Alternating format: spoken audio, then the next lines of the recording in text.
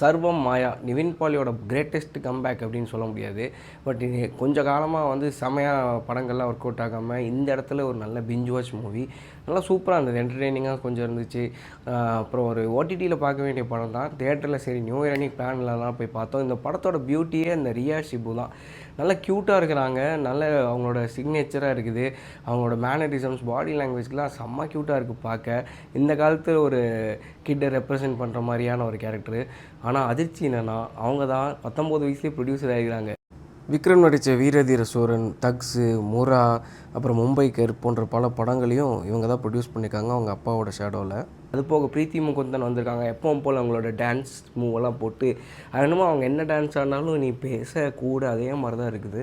But ஆனால் நல்லா ஆடுறாங்க, பார்க்கவும் நல்லா இருக்கிறாங்க. ஸோ நிவின் பாலி செம்மையாக பண்ணியிருக்காரு. அஜு வர்கீஸ் சூப்பராக இருந்துச்சு. அவர் பண்ணுற காமெடி எப்பவும் போல் வயசே ஆகலை. அவங்களுக்கு பிரேமம் பார்த்து 20 வருஷம் இருக்கும். இந்த காம்போ திரும்பவும் வந்து அப்படி ஒரு காம்போ பண்ணுது. ஸோ டிப்பிக்கலாக ஒரு பிராமின் ஃபேமிலியிலேருந்து வர நிவின் பாலிக்கு கடவுள் நம்பிக்கையே இல்லை. கிட்டாரிஸ்ட் ஆகணுங்கிற ஆசைக்காக ஒரு ஃபினான்ஷியல் சப்போர்ட்டுக்காக பூஜை வேலையெல்லாம் பண்ணுறாரு. இதுக்கு நடுவில் ஒரு பேய்கிட்ட மாட்டிடுறாரு. அந்த பேய் என்னெல்லாம் ஹெல்ப் பண்ணிச்சுங்கிற பழைய காலத்து அதே கதை தான் இந்த படத்துலையும். பட் ஆனால் தாராளமாக பிஞ்சு வாட்ச் பண்ணலாம். அவ்வளோ போரிங்காக எதுவுமே இல்லை.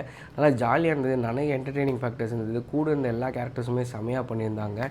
ஸோ எனக்கு இந்த படம் வந்து தாராளமாக ஒரு பிஞ்சு வாட்ச். எனக்கு படம் பிடிச்சிருந்தது. உங்களுக்கு இந்த படம் பார்த்துட்டு என்ன பிடிச்சிருந்தது அப்படிங்கிறத கமெண்ட்ஸில் ஷேர் பண்ணுங்கள்.